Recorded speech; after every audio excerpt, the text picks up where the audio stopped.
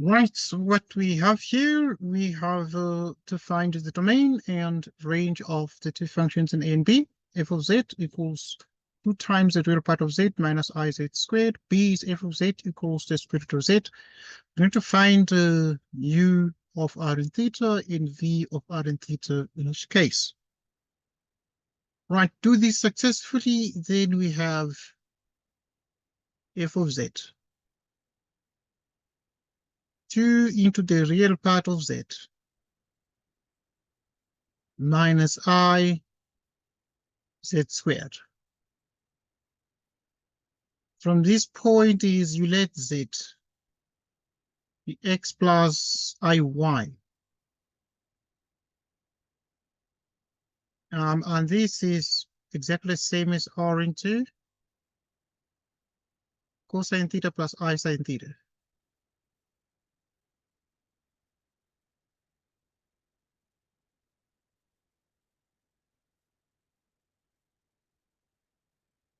So this is twice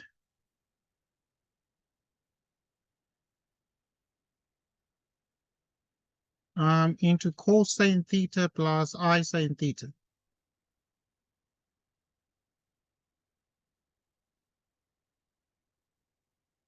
Minus I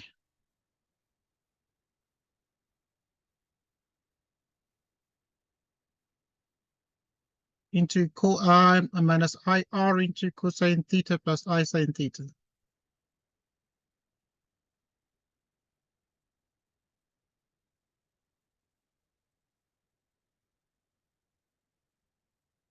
Okay. So you have this. So what do we get out of this?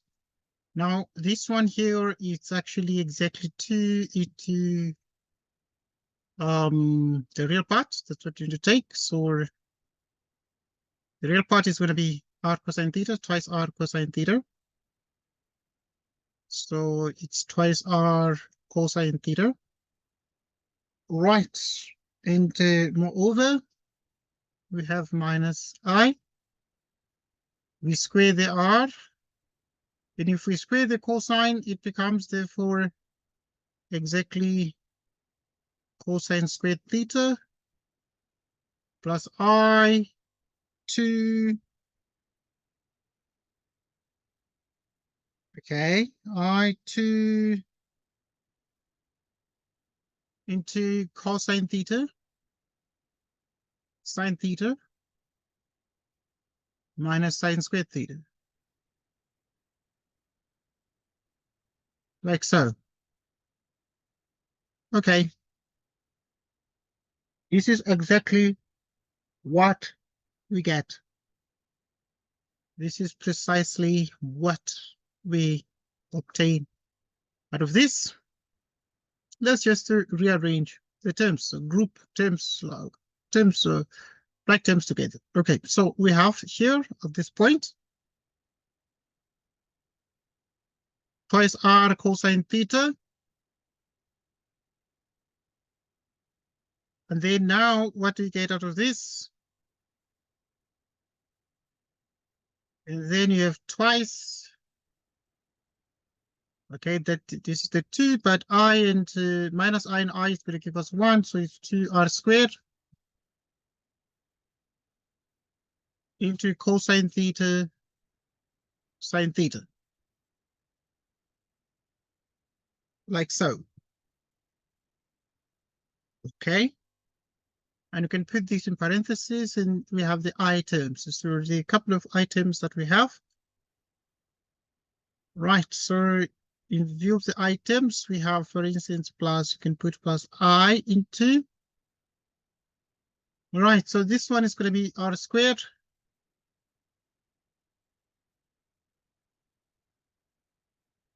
And then you can put a minus here. There is a minus. So it's minus r squared.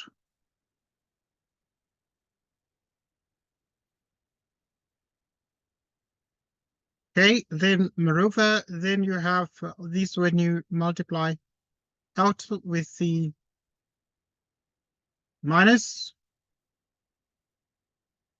when you multiply out with the minus,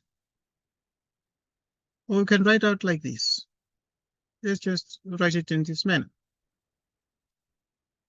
So this, you can just leave out the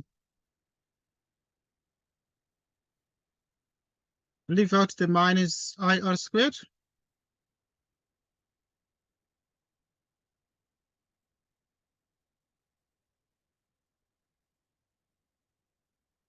Into cosine squared theta minus sine squared theta, like so. Okay. Now, what is this? So from this, we're able to see hence that d of r theta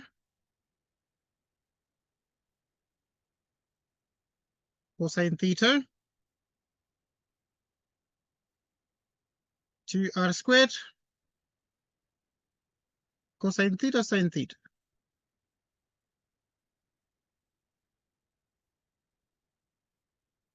Okay, the v is minus r squared into cosine squared theta minus sine squared theta. Okay, this is what we obtain here. We proceed.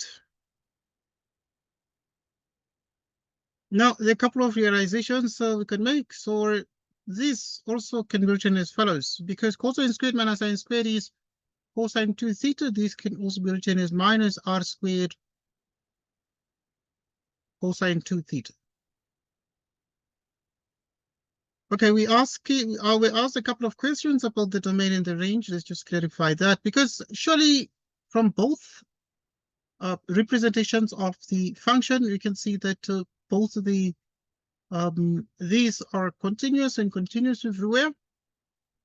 And therefore, we can see that we can say that the domain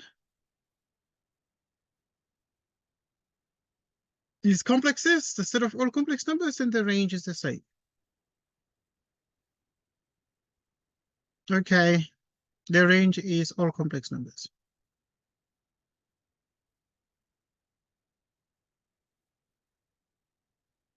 Okay. F of z.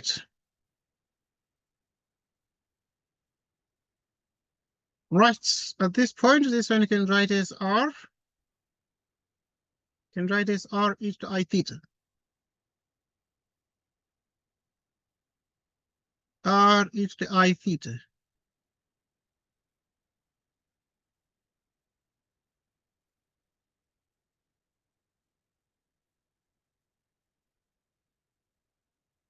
In which case, therefore, this is the square root of r e to the I theta over 2. And what is f of z?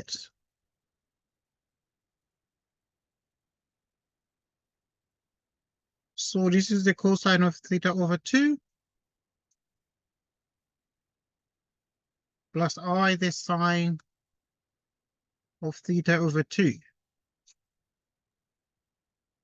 Right, from this, we are able to make a couple of observations. We can be able to write, for instance, the following. Okay, it's Euler's formula that allows us to convert the e to the cosine and the sine representation. This one is r, the square root of r cosine theta over 2. Okay.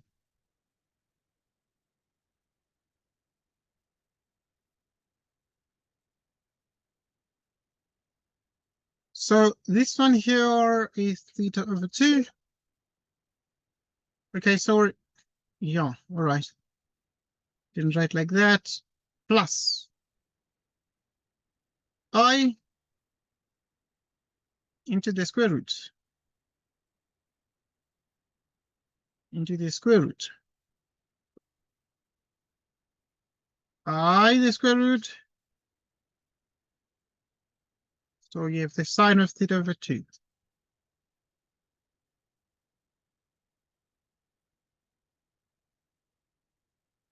So at which point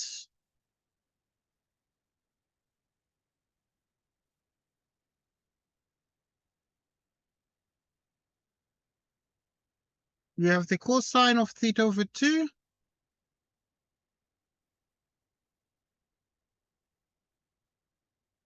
And this is the square root of r, the sine of theta over 2.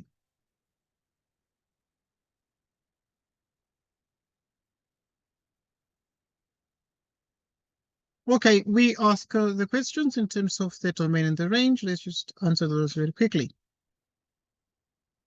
So at this point, you can be able to see that the domain is the set of all complex numbers, because of all complex numbers, so this square root function is defined. Then what about the range of this function? So the range of this function is certainly all complex numbers, because what we have here is that these two trigonometric functions can both be negative or positive, but the square root for very large complex numbers, the modulus is also large, in which case generally these will cover the complex numbers, so both the domain and the range. And we have these particular results here, or these results. I'm done. Thank you, everybody. Goodbye to you.